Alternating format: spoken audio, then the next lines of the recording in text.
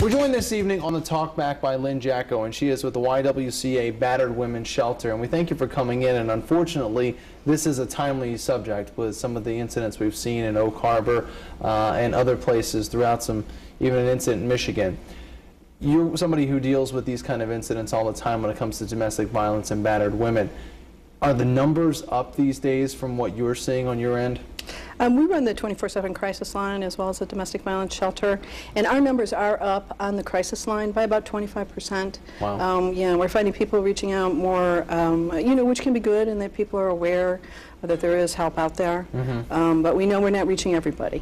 What is that crisis line while we're talking about it right now? What is the number for that? 888-341-7386. So it's toll-free no matter where you're calling from. Okay, so that's a 24-hour thing that people 24 hours a day, yes. When you're talking with women these days, do they give you a sense of what the source is these days, why the numbers are up, why the violence seems to be increasing? Well, I don't know that I would actually say that the violence is increasing.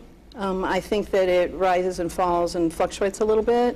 But what we do find, 1 in 3 women are going to be hurt over the course of their lifetimes by domestic violence. Wow. Is that seriously or any kind of violence? That is across the spectrum. Wow, okay. And one of the things we know, too, is that when we think about serious domestic violence, we know that some of the things that are precursors to that, where it starts is with really controlling behavior.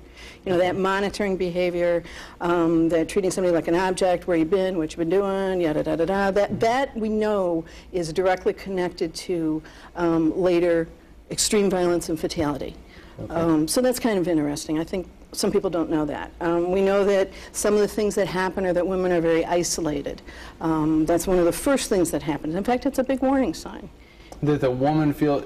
How would I know that, though? If it's my sister, what, is she isolated from me or from her kids, or how do I know? That's a good question. Typically, the perpetrators of this behavior isolate their target, their partner, from family and friends. So if your sister, for instance, would see you and go to the ball game, you know, once a month or whatever, and all of a sudden she couldn't do that, or she's used to going out for coffee or bringing the kids over and doing something, and all of a sudden she wasn't available to do that. All of a sudden she really couldn't leave without him being present.